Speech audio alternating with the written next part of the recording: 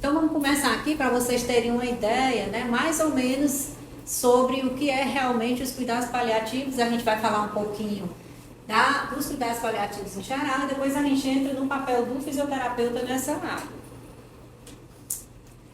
Aí, gente, existe uma definição mais moderna, né, dos cuidados paliativos, de acordo com a OMS, que é uma assistência promovida por uma equipe multidisciplinar que objetiva a melhoria da qualidade de vida do paciente e seus familiares, diante de uma doença que ameace a vida por meio da prevenção e alívio do sofrimento, da identificação precoce, avaliação impecável e tratamento da dor e demais sintomas físicos, psicossociais e espirituais. Então, o que essa definição quer dizer, gente? Que quando você descobre que o paciente tem uma doença ameaçadora da vida, ele já pode ser avaliado pela equipe para ser qualificado como paciente que vai entrar em cuidados paliativos ou não. E o cuidado paliativo, ele não é direcionado só para o paciente, ele envolve, hoje tem uma visão ampla, envolve a família, né? Envolve o cuidador, envolve tudo, porque um paciente paliativo, o desgaste, né, o sofrimento, não é só para o paciente, é para a família também, de acordo com as várias fases que ele vai passando na evolução da doença, certo? Então, quais são os objetivos, né, primordiais do cuidado paliativo? Aliviar a dor e os sintomas angustiantes, oferecer um sistema de apoio ao paciente e à família e melhorar a qualidade de vida e influenciar positivamente no curso da doença. Como eu disse, o paciente pode viver 6 meses, 1 ano e ele ser um paciente paliativo. Como ele pode descobrir que tem uma doença hoje com uma expectativa de vida de 1 mês e ser paciente paliativo, certo? E aí, esclarecendo um pouco os termos, que tem muita gente que ainda tem dúvida, né? A diferença entre eutanásia, distanásia e eutanásia. A eutanásia é a morte antecipada, né? Que isso não é regularizado no nosso país. A morte antecipada com o objetivo de dar o fim ao sofrimento dos doentes terminais. A distanásia é o prolongamento artificial da vida e do sofrimento do paciente. A distanásia é como se ela viesse sendo exercida, vamos dizer assim, nas pessoas, né, nas unidades, nos hospitais, que ainda tem aquela visão tardia, né, do pensamento do cuidado paliativo. A família que não tem conhecimento, o profissional que não orienta, né, deixa um paciente em estágio terminal ser entubado. Para que você vai entubar um paciente que está em estágio terminal? Para prolongar mais ainda o sofrimento dele, isso é uma distanásia. Né? Existem vários fatores que envolvem isso. Você mantém o paciente mais tempo na unidade hospitalar, é um maior custo para o hospital, o paciente vai sofrer mais, é um desgaste para a família e para a equipe, porque um paciente que passa 1 mês, 2, numa unidade, numa UTI, com aquela familiar, aquele sofrimento, até a equipe se desgasta. Enfim, então a distanásia é isso, é o prolongamento artificial da vida. Então, às vezes, a equipe, quando tem essa visão e a família não é preparada, né, é isso que acontece, na maioria das vezes, nas unidades hospitalares. E a ortotanásia é a morte natural, sem intervenção de nenhuma espécie. Então, a gente pode dizer que o cuidado paliativo, ele trabalha dentro da ortotanásia. Né? O paciente, ele vai ter um cuidado, uma qualidade de vida e vai morrer, vamos dizer, com a qualidade de vida nas condições, né, que aquela doença proporciona para aquele paciente, de acordo com questionamentos, com discussões familiares, com a equipe. Não vai antecipar nem vai postergar, tá certo? E aí, os cuidados paliativos, né, eles são pautados dentro de uma equipe. Existe uma equipe, né, como existe a LABJF, que trabalha junta, né, para dar assistência para esse paciente. É uma equipe interdisciplinar. A diferença de interdisciplinar para multidisciplinar é que a interdisciplinar há uma discussão, né, entre as condutas. A gente se reúne, né, toda semana. Existem as reuniões familiares, que nessas reuniões todos os profissionais estão presentes. A gente faz visitas diárias aos pacientes que são solicitados pelas unidades, né, para o médico, normalmente é um geriatra, né, que é responsável pela equipe lá, são 2 geriatras. Aí a geriatra vai, faz a avaliação, qualifica o paciente de acordo com a escala de PPS, que é a escala de performance paliativa, de cuidados paliativos com o paciente. Normalmente o paciente PPS é baixo, a escala é de 0 a 100, mas quanto menor o número, né, mais debilitado o paciente. Então, normalmente os pacientes paliativos é PPS de 30, no cuidado mais, na fase mais terminal. Então, o geriatra vai, faz a avaliação, deixa a sua avaliação lá anexada no prontuário e a equipe diariamente fica visitando aqueles pacientes e observando o que está sendo feito, se aquele paciente está com mais dor, se precisa aumentar a morfina, se precisa de outro opioide, no caso da fisioterapia, se ele pode ajudar com relação ao posicionamento do paciente, a dispneia, pode iniciar um VNI. Então, é todo feito com a equipe, certo? Então, há esse acompanhamento diário, né? E o geriatra, ele fica passando para ver se a conduta, ele sugere uma conduta nova para aquele paciente que foi avaliado, que ele qualificou, né, de acordo com outra escala, CCA de PPS, que ele entra como paciente, é classificado como paciente de cuidados paliativos, então ele sugere, né, aquele tratamento, por exemplo, o paciente está com sonda nasogástrica, mas é um paciente que já está numa condição bem avançada, que já tem distensão abdominal, que o intestino não está mais funcionante, com suspeita de obstrução intestinal. Então, ele pode chegar a dizer, tira a sonda e deixa o paciente no soro glicosado, né?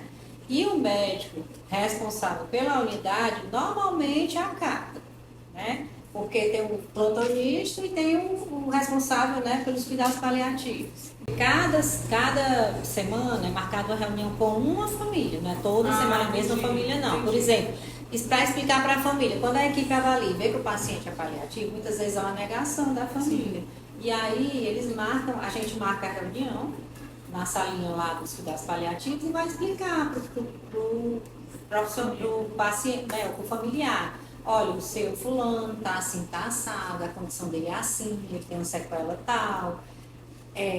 Existe a possibilidade, também é questionado durante essa visita, de vocês receberem em casa, né, ele ir para casa, precisa de toda uma estrutura, né, para ele ir para casa, um cama hospitalar. Tem a questão da alimentação, aí a gente orienta através do serviço social, para eles darem entrada na Defensoria Pública para conseguir os insumos, que a maioria não tem condição. Então, às vezes, o paciente de cuidado paliativo lá, ele vai para casa, né? Mas a família vai sabendo que é uma condição especial, né? Então, tudo isso é tratado. E também é tratado, em outras ocasiões, como eu já participei, de um paciente que não tem mais status nenhum. Olha, dona fulana tem um CA no estágio 4, está entubada, mas ela está responsiva, ela está conseguindo conversar e tudo mais. A gente pode pensar numa intubação paliativa, né, para vocês conversarem com ela, ter um tempinho com ela e para se despedir e deixar a paciente seguir o curso normal. Claro que você não estuba o paciente sem condição, ele tem que estar já em modo PSV, né? Ele tem que ter condição de ser estubado, então FO2 21%, uma PIP baixa, tudo certinho. Só que ele ficar sofrendo não, ali, aí ele vai ser estubado, vai ficar no máscara de Venturi e se apresentar desconforto respiratório, normalmente eles administram morfina, né? Uma dose bem baixa, porque a morfina alta ela tende a deprimir o sistema respiratório, né? Ou então faz o VNI intercalado. Já teve pacientes lá que foram estubados, a estubação paliativa, que durou 3 dias. Quer dizer, ficou muito tempo com a família, né? Às vezes a família não tem condição, é do interior, não tem condição de estar pegando transporte para ficar vindo visitar, né? Tem toda uma questão, né, envolvida nisso. Então, o momento da reunião é muito importante para a família entender, sair desse processo de negação, né, e entender para poder tomar decisões, né, quando o paciente também não tem condição de tomar decisões, que às vezes o paciente tem, né. Então, pronto. Então, assim, a equipe interdisciplinar, né, há um envolvimento da equipe com seus múltiplos saberes, né, há uma troca, a gente questiona, não é o médico que diz tudo, né, a questão de medicação e tudo, claro que é com ele, mas, por exemplo, se ele pede opinião para mim, olha, o paciente está com dispneia, você acha que Avenir vai ajudar, né? Ou então assim, assado. Então há uma discussão, né? Não é determinar, você vai fazer isso, não. É uma equipe realmente onde há uma construção, uma discussão, né? De tudo que vai ser feito com o paciente. Então, ela contribui para os processos de tomada de decisão, para o cuidado adequado e qualidade do paciente. Então, a equipe ela pode ser composta por todos os profissionais. Aí, médico, odontólogo, enfermeiro, técnico, fisioterapeuta, fonoaudiólogo, assistente social, psicólogo, eu acho que lá tem nutricionista e farmacêutico. Então, vamos lá. E aí, quando iniciar os cuidados paliativos? Né? Isso é uma questão bem discutida. Existe uma tabela de classificação, né, que é feita em cima de diagnóstico, expectativa de vida, né, para se chegar a dizer que aquele paciente tem status de cuidado paliativo. Mas, normalmente, os cuidados paliativos eles devem ser ofertados já no momento do diagnóstico da doença, ameaçadora de vida, ou com grande sofrimento multidimensional. Se você, pelo diagnóstico dele, aquele paciente tem um câncer, vamos dizer, ele não está em estágio terminal, mas o prognóstico dele é de 6 meses, ele já pode entrar em cuidados paliativos, porque às vezes o oncologista ele não tem aquela visão de medicação específica para dor, né? A equipe de cuidados paliativos ela é mais capacitada para isso, né? Então, e às vezes é um pensamento errôneo, né? Essa história também de que o paciente de cuidado paliativo é aquele que está preso à cama e nada mais faz, né? Assim, de jeito nenhum. Existem pacientes com diagnóstico de câncer, sem perspectiva de tratamento, mas que ainda vivem com certa qualidade por um tempo, né? Vivendo plenamente, né? Com a sua família, tendo lazer, mas que... E ele precisa de um suporte, por exemplo, suporte psicológico, sim, né? Para aceitar, né? Para encarar aquilo de uma forma, né? Não com toda tristeza, né? É importante isso aí, né? E aí, olha, a partir do momento que se descobre que é uma doença ameaçadora de vida, com grande sofrimento nutricional, mesmo que as condições clínicas do paciente sinalizem que o desfecho morte seja pouco provável nas próximas semanas e meses, ele pode ser classificado como um paciente em cuidados paliativos. Vai depender do diagnóstico, vai depender de uma série de coisas. Então, assim, o entendimento de que os cuidados paliativos devem ser iniciados apenas nos últimos dias e horas de vida de uma pessoa é um dos erros não intencionais mais frequentes da medicina contemporânea. E, certamente, um flagelo cruel que acomete pacientes e familiares em todo o mundo. Então, é aquilo que a gente vem falando desde o começo. Cuidado paliativo não é só para o paciente em fim de vida, não é só para aquele paciente que está em fase terminal. Ele já pode começar o cuidado a partir do momento que ele descobre que é uma doença ameaçadora de vida, né, que não tem cura. E aí, gente, em cima disso existe a tríade do cuidado, né, que é uma tríade que é pautada nos cuidados paliativos, que é o controle adequado dos sintomas. Por isso que a equipe ela vai determinar principalmente a questão o que é utilizado na medicação da dor, são vários opioides, o que é feito durante a dispneia, que é um dos sintomas que é muito atribuído aos pacientes de cuidados paliativos, né? Essa tríade de cuidado, além de envolver o controle adequado da dor, existe um trabalho entre equipe, família e paciente, que é a equipe de cuidados paliativos, ela consegue conciliar através das reuniões, através de muita orientação, com apoio psicossocial e espiritual, como eu falei, até uma questão religiosa, né? De você aceitar que está passando para outro, sei lá, quem é espírita acredita que vai voltar, quem é católico não. Então, assim, essa questão espiritual também é muito vista. De acordo com a nova definição dos cuidados paliativos, por quê? Porque hoje o paliativo não está em cima só do paciente, ele envolve também muita questão familiar, né? Hoje englobou muito essa parte que antigamente não era vista como hoje. E aí, o que é que existe de diferente na abordagem do paciente de cuidados paliativos do paciente normal? É que esse paciente, ele tem uma atuação mais precoce quando se descobre a doença, com a visão holística de caráter essencialmente multiprofissional, né, ou interprofissional, com foco nas questões sociais, psicológicas e espirituais do paciente, onde o cuidado é pautado em princípios e não em protocolos. Princípios né, e não em protocolos. Isso é muito importante, porque o protocolo é muito mecânico. É o que é feito geralmente naquela unidade que o paciente está. Porque, na verdade, não existe a unidade. O ideal, né, seria em todo hospital ter a unidade de pacientes paliativos. Né, porque toda a questão vamos dizer assim, dos POPs, de tudo que seria feito, as rotinas dos pacientes, seria diferente. Seria mais fácil. Né? Seria mais fácil. Mas os hospitais já são superlotados, as estruturas já são, né, todas amarradas, ajeitadas aqui e acolá, não tem condição de ter uma unidade só de cuidados paliativos. Né? Por isso que a gente frisa bem nessa definição aqui, que ela é pautada em princípios. Quem sabe desses princípios? A equipe. Né? O geriatra, o fisioterapeuta, o enfermeiro que trabalha na equipe. Né? E não nos protocolos daquela unidade para todos os pacientes que estão juntos, os que estão paliativos e outros não. E aí, gente, existe as diretivas antecipadas de vontade, né? Que é a DAV, que é uma resolução do Conselho Federal de Medicina, uma resolução de 2012, agosto de 2012, que fala sobre a vontade do paciente que está em cuidado paliativo. Ela é um conjunto de desejos prévia e expressamente manifestados pelo paciente sobre cuidados e tratamentos que deseja ou não receber no momento que estiver em capacidade de expressar livre e de forma autônoma sem vontade.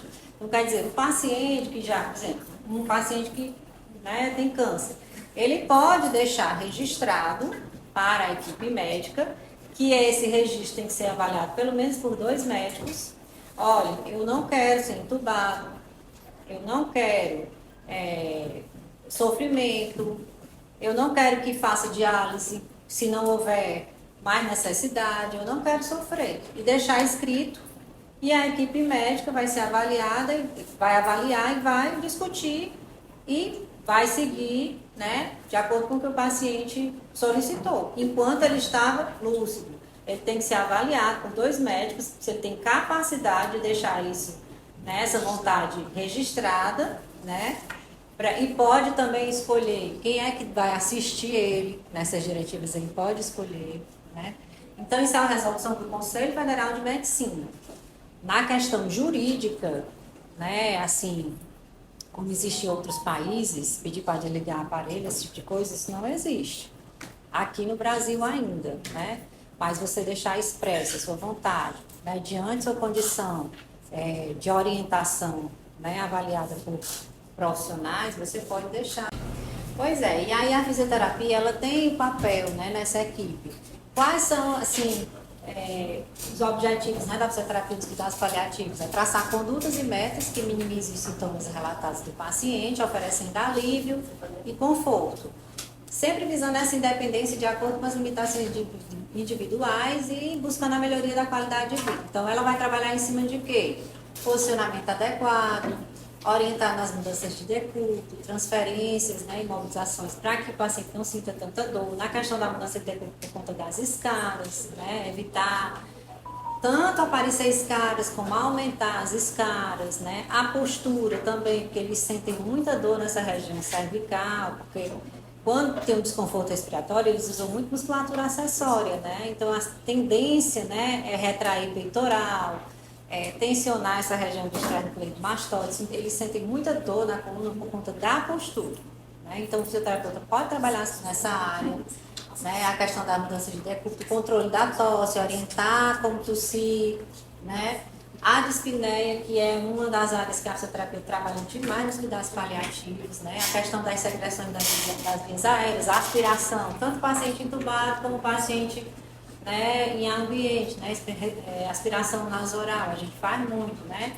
Nos pacientes que estão há muito tempo no leito, né? Porque por causa do imobilismo, né, tem secreção, principalmente os idosos, e no controle da fadiga.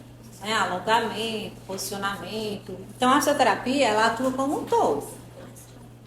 E de acordo com a American Thoracic Society, definiu a dispneia. Por que eu estou falando da dispneia, gente? Porque a dispneia, ela é um dos sintomas mais comuns no paciente paliativo. Ela aparece no paciente de todas as praticamente todos os diagnósticos. Não é só um paciente com problema pulmonar, nem cardíaco. Né? Porque a tendência do paciente com cuidados paliativos, como ele fica mais tempo no leito, diminui tudo, capacidade pulmonar, né? Começa a aparecer a atelectasia, e aí ele vai respirando curto, né? As capacidades pulmonares, volumes diminuídos, e aí ele vai começando a precisar de alguma oxigenoterapia, retém secreções, aí aparece pneumonia. Então, a dispneia, a falta de ar, é muito comum. E nessa área, né, a fisioterapia, né, entra valendo. E aí, de acordo com a American Thoracic Association, ela definiu a dispneia como uma experiência subjetiva de desconforto respiratório que consiste qualitativamente em distintas sensações, que variam em intensidade, sendo baseada pela experiência pessoal de cada indivíduo. Isso é importante quando você vai atender o paciente. Ele vai dizer que está com dispneia, ele não vai falar dispneia, ele vai falar a sensação dele, certo? E aí é como eu falei, gente, praticamente, né, na maioria das patologias aparece a dispneia. Na insuficiência cardíaca, 65% dos casos apresentam dispneia. No câncer de pulmão, 70%, DPLC, 90%. Então, a fisioterapia, né, não tem por que não atuar. E aí, cada paciente tem a sua forma de falar, como é essa dispneia. Uns dizem que é respiração difícil, outros dizem que é uma sensação de asfixia, outros é uma respiração pesada, né? E ela é um dos sintomas mais frequentes no fim de vida e que causam mais angústia, tanto para o paciente como para a família que está ali acompanhando. Então, o tratamento da dispneia pode ser feito não é só com VNI, né, e tudo mais. Existem as técnicas e posicionamentos para a manutenção da via aérea pérvia, o relaxamento da musculatura acessória, como eu falei, eles adquirem muito essa postura, né, de retração, um posicionamento no leito adequado, né, para manter uma boa dinâmica do diafragma, das musculaturas responsáveis pela respiração, o posicionamento da cervical para evitar a queda da língua, né, porque às vezes eles começam a fazer aquela respiração com ruído, como se fosse ronco, porque a queda da língua, a língua está mal posicionada, né? Às vezes até sedação demais pode provocar isso, a queda da língua, isso até gerar uma hipóxia, né? E precisar ser feito algum procedimento mais rigoroso. E além disso, VNI, o cateter nasal de alto fluxo está sendo muito utilizado hoje, né, em pacientes paliativos. E aí, gente, falando ainda da dispneia, né? Fora isso, manobras de remoção de secreção que o fisioterapeuta pode fazer com técnicas de aspiração, aspiração no tote, aspiração nasoral, né? Mobilização passiva e ativa global para melhorar esse relaxamento dessa região e posicionar melhor. Combater o imobilismo e promovendo um impacto positivo sobre a função respiratória e cardiovascular. Então, ela vai atuar tanto na questão física, motora, posicionamento, mudança de decúbito, como na questão respiratória. Então, a fisioterapia, ela seria um cuidado direcionado, né, de acordo com o conhecimento que você tem de o que é cuidados paliativos do diagnóstico daquele paciente, do que você já faz todo dia com todos os pacientes. Só que é um tratamento mais direcionado, né, de acordo com a condição do paciente. Que existem algumas nuances, né, em determinadas condutas que você vai ter. Então, no tratamento da dispneia, existe tratamento não farmacológico e não farmacológico, né? A gente entra no não farmacológico, que é a oxigenoterapia e a ventilação não invasiva. É importante, né, frisar que a aplicabilidade desses recursos visa a redução da dispneia e não ao prolongamento do sofrimento do paciente, em caso de fase final de vida. Porque existe, gente, uma discussão, né, de estudiosos com relação a algumas condutas. Por exemplo, a VNI. Será que você colocar um VNI num paciente em fim de vida, você vai colocar ali, ele vai passar 1 hora na VNI, vai respirar melhor e vai saturar bem, vai melhorar do cansaço, mas amanhã ele vai estar do mesmo jeito, né? Será que essa VNI eu não estou postergando, né, um óbito que seria hoje? Tem uma equipe que acha isso, tem outra que acha que não. Que eu estou dando conforto enquanto ele está ali, para ficar com a família, né? Para ficar mais tempo aqui, para resolver questões espirituais, né? E tudo mais, psicológicas. Então, existe esses pensamentos contrários. Com relação à oxigenoterapia, a gente pode usar o cateter nasal de O2, a máscara de Venturi, a máscara reservatória e a cânula nasal de alto fluxo. E qual é o objetivo? Manter a oxigenação tecidual e, ao mesmo tempo, minimizar o trabalho cardiopulmonar com uma oferta de O2 em porcentagens superiores a 21%. E aí, o sistema de baixo fluxo vem máscara de Venturi, máscara reservatória, o cateter nasal e o cateter transtraqueal, né, nos pacientes traqueostomizados. E aí, sistema de alto fluxo seria oxigênio suplementar em níveis com FO2 até 100% com fluxo de até 60 litros, que seria o cateter nasal de alto fluxo, né, que hoje está sendo bastante utilizado. E aí, como é que seria o uso, para que serve, na verdade, né, o cateter nasal de alto fluxo? Porque assim, depois que o TAF chegou, né, que a gente chama de TAF, ele está em todas, né? A gente sabe que é utilizado em pacientes com hipoxemia, mas ele tem outros objetivos, não é só pacientes hipoxêmicos, né? E quais são as vantagens dele? Ele alivia o desconforto respiratório, porque ele promove a pressão positiva nas vias aéreas pequena, de 7, uma PIP de 7, se o paciente ficar com boca fechada, mas ele consegue manter uma PIPzinha baixa. Fora isso, ele é interessante porque ele melhora a depuração das secreções. Como ele é ofertado umidificado e aquecido, até a pronga, ele consegue manter a função de via aérea superior, né, como se fosse uma cavidade nasal fisiologicamente sadia, bem umidificada e bem aquecida. E aí as secreções, o paciente consegue expectorar mais. Então, essa é uma vantagem muito grande do cateter nasal. Lavagem de espaço morto, o paciente não retém CO2, né? Outras vantagens é que o paciente pode falar, pode se alimentar, né? Ele passa o dia todo com cateter nasal, como se fosse com cateter nasal de O2. Ele passa o dia todo com o TAF, com um fluxo de oxigênio que chega mais rápido, que é o que ele precisa, né? E com conforto, falando, se alimentando, né? E com, provavelmente, quando você faz a gasometria, né? As alterações gasométricas começam a se equilibrar. E aí é o cateter nasal, né? Que a gente usa lá na UTI. Esse é o mais antigo, né? Já tem um mais novo. Ele vem, ó, ali tem uma base umidificada, certo? Que vem, puxa um blender, que a gente coloca FO2, ajusta lá no hospital, fizeram um ajuste no FO2 no cateter mais antigo.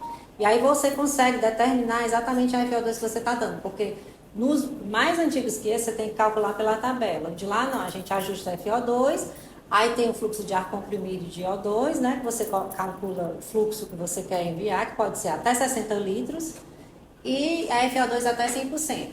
E aí, esse ar que vem, chega aqui, passando por essa traqueia, que tem uns filamentos, mantém a temperatura até a pronga. Por isso que ele mantém a umidificação das secreções e mantém aquecido, porque ele consegue chegar, né, mantendo essa boa temperatura em torno de 35, 36 graus.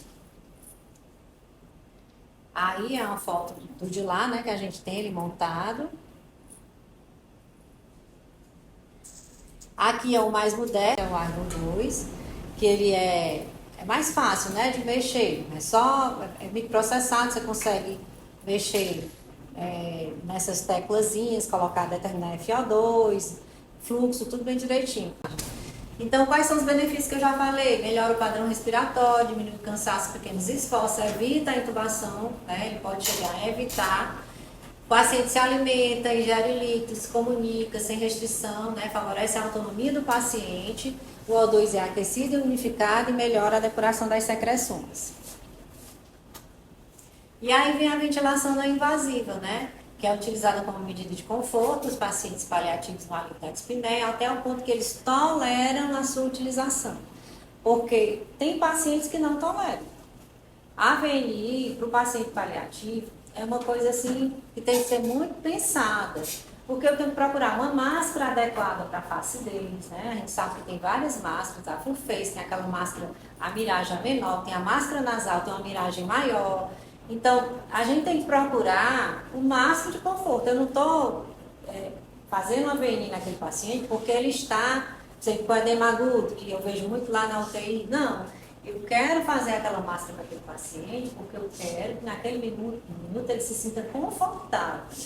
Então, eu tenho que pensar em todos os aspectos. Primeiro de tudo, explicar para ele, né, por que ele vai usar, que aquilo ali vai trazer um conforto para ele, que se ele respirar junto com a máscara, aos poucos ele vai sincronizando. Então, uma série de coisas, procurar uma máscara que se adapte melhor nele, né?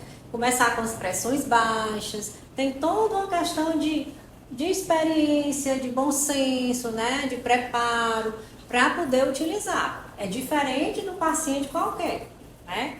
Tem toda uma preparação. Então, ela é utilizada em pacientes que têm causas reversíveis da dispneia e que não tem indicação de intubação, né? A VNI normalmente é utilizada dessa forma. Fora do contexto dos cuidados paliativos, né, a VNI tem melhorado consideravelmente a sobrevida de pacientes devido à redução da necessidade de intubação traqueal. Então, ela tem os benefícios, sempre teve, né? E agora está sendo também utilizada juntamente com os pacientes paliativos. Então, o terceiro Conselho Brasileiro de Ventilação Mecânica recomenda que a VNI ela pode ser usada em pacientes terminais quando a causa da insuficiência respiratória for potencialmente reversível. Então, tá aí. Eu não posso usar um paciente que está em franca desconforto respiratório e que tem indicação de intubação. No caso do paciente normal, no caso do paciente paliado, não. A não ser que a família tenha decidido que quer que ele seja intubado, né, e que fique até o final. Então, a VNI ela não pode ser usada dessa forma. Quais são os benefícios da VNI? Promove a expansão pulmonar, né? Atua nos colapsos pulmonares regionais, auxilia na tosse, tudo isso que vocês já sabem. Atua na síndrome de imobilismo para restabelecer a CRF, pode ser usado nos 2 níveis de pressão, BIPAP e CPAP. Tanto faz no paciente paliativo. Vai depender da condição dele. Se for um paliado cardíaco e tiver insuficiência de VD, normalmente a gente usa o CPAP, porque eles não aceitam pressões altas. E se for um paciente com desconforto respiratório, com a PCO2 muito alta, às vezes a gente coloca uma VNI, 2 níveis de pressão, a resposta é melhor. Então, cada caso é um caso. Na literatura, sim, não existe nada que diga que um é melhor que o outro, né, até agora. Essa máscara aí é a full face, né? Essa daqui e aquela ali de cima é a miragem, que ela só pega nariz e boca. Essa aqui pega o rosto todo. Tem pacientes que gostam da full face, mas ela não pode ser usada por muito tempo, porque ela promove ressecamento ocular, né? Tem pacientes que referem dor de cabeça e tudo mais, então preferem a miragem. E aí, VNI ou cateter nasal de alto fluxo? Vai depender de cada paciente, né? Olha como é que fica um paciente na VNI e olha como é que fica um paciente no cateter nasal. No cateter nasal, ele fala, né? Ele fica muito mais livre. E o paciente na VNI não, né? Ali ele está na VNI no respirador. Ele fica com aquela máscara, ele não pode se alimentar. Se ele for se alimentar, ele tem que se alimentar pelo menos meia hora antes, né? Porque senão pode causar risco, pode ter risco de broncoaspiração. Então, aí a conduta vai depender de cada caso. E aí eu trouxe uns 3 artigos para falar com vocês sobre a conduta que foi feita, usando tanto VNI como cateter nasal, como outras condutas, para a gente ver como, né, o que foi utilizado faz diferença do paciente cuidados paliativos. Esse artigo fala de uma paciente gestante. Enquanto ela estava gestante, ela descobriu um sarcoma torácico metastático na fase avançada. E aí ela começou com tratamento com opioides, fez a VNI com 2 níveis de pressão, né, mantendo um FO2 de 30 a 80, 3 vezes ao dia. Aí ela teve a gestação normal, finalizou e teve o neném, né? E aí começou a amamentar e viu que quando ela começou a fazer a VNI, né, conseguiu-se que ela fizesse a amamentação de uma forma melhor, tivesse mais contato com o neném e com a presença da família. Então, pós-parto, essa paciente ainda passou 7 dias amamentando, em contato com a família, por conta dos opioides da VNI, da forma que foi ofertado. Então, nesse caso, né, a VNI foi interessante porque ela proporcionou esse maior tempo da paciente com o bebê e com a família. Certo? Então, é uma visão do uso adequado da VNI, né? Que a VNI, nesse caso, a proposta dela era, né, dar uma certa qualidade, um conforto para a paciente, até quando a paciente pudesse, né, evoluir aí na sua doença. Esse outro é um artigo de revisão, né, que compara a VNI, a oxigenoterapia e o cateter nasal de alto fluxo. Foi utilizado a VNI com 2 níveis de pressão, mas foram pressões baixas, com aumento progressivo. O cateter nasal de 10 a 40 litros, com FO2 de 100% por 2 horas. E a máscara de Venturi ou a máscara reservatória, dependente de como o paciente estava, com a FO2 maior do que 40% por 48 horas. E aí, o que foi visto nesse artigo, gente? Que as 2 intervenções são capazes de melhorar a dispneia do paciente em cuidados paliativos, pois a VNI ela mostrou ser superior à oxigenoterapia convencional e ao cateter nasal de alto fluxo nos pacientes que eram hipercapnínicos, né? Tinham PCO2 alto. E o cateter nasal apresentou dados significantes, mas o seu uso ainda é meio controverso. Então, tanto uma como outra, né? Trouxe benefícios. A VNI trouxe mais nos hipercarpínicos, certo? E o cateter nasal trouxe uma melhora, mas ainda é muito, né, questionado. Ainda tem que ter muitos estudos. Tem poucos estudos em pacientes em cuidados paliativos, né? E aí, VNI paliativa pode melhorar? É a história que eu digo das controvérsias, né? VNI paliativa pode melhorar a sobrevida imediata, em alguns casos, e ser uma ferramenta valiosa para ajudar o paciente a se comunicar com a família e talvez concluir tarefas no final da vida, né? É uma rede de pensamento. O uso da VNI causa danos e contribui para o uso injusto dos recursos da saúde, pode realmente atrasar a morte do processo de morte do paciente. Então, assim, são 2 vertentes, né? Então, a Sociedade de Medicina Intensiva destaca que a VNI ela deve ser usada de acordo com 3 categorias, como suporte de vida sem limites pré-definidos, suporte de vida com limites pré-definidos e apenas como medida de conforto. A VNI paliativa, as principais aplicações, né, são para a comunicação do paciente com a família. Então, enquanto você estiver usando a VNI, que você pode proporcionar para esse paciente qualidade de vida. O que é a qualidade de vida? É esse momento com a família, é ele não sentir dor, é ele não sentir mais aquele desconforto respiratório. Eu acho que está valendo. E aí, esse último artigo, né, que é um relato de casos, um paciente com fibrose pulmonar idiopática em estágio avançado, com insuficiência respiratória hipoxêmica, que foi orientada a não entubar e não reanimar, né, pela família e pelo próprio paciente. Ele fez o uso de uma VNI com full face e máscara reservatória, alternando, mas houve uma falta de adaptação, a frequência respiratória ficou aumentada, houve uma desaturação, prensa abdominal. E aí optou-se pelo cateter nasal de alto fluxo, porque o paciente não se adaptou à VNI, certo? Aí foi usado um alto fluxo com 30 litros, com FO2 de 100%, temperatura de 37, e após 30 minutos que ele começou a usar o cateter nasal, ele já apresentou uma queda da frequência respiratória, uma melhora da gasometria, uma redução da hipoxemia e uma melhora do desconforto respiratório. Então, não existe uma terapêutica, né, superior à outra. Você tem que ter experiência, né, em saber adequar cada terapêutica a cada quadro, cada caso de paciente. No caso do cateter nasal, houve uma melhora rápida e sustentada da dispneia, o paciente tolerou melhor, houve um melhor conforto por conta da umidificação oferecida, menor ressecamento nasal, a comunicação e expressão dos sentimentos até os últimos momentos. Então, no caso desse paciente, né, o cateter nasal foi mais indicado. E aí, gente, eu me encerro por aqui. Muito obrigada. Olá, gente! Sejam bem-vindos ao Desbrava Físio. Esse foi o tema da nossa aula de hoje. Espero que vocês tenham gostado. Aproveitem e respondam o link que está aqui na descrição do vídeo para a gente conhecer as sugestões que vocês trazem para os nossos próximos temas. E, por favor, não esqueçam de curtir, comentar e compartilhar as nossas aulas.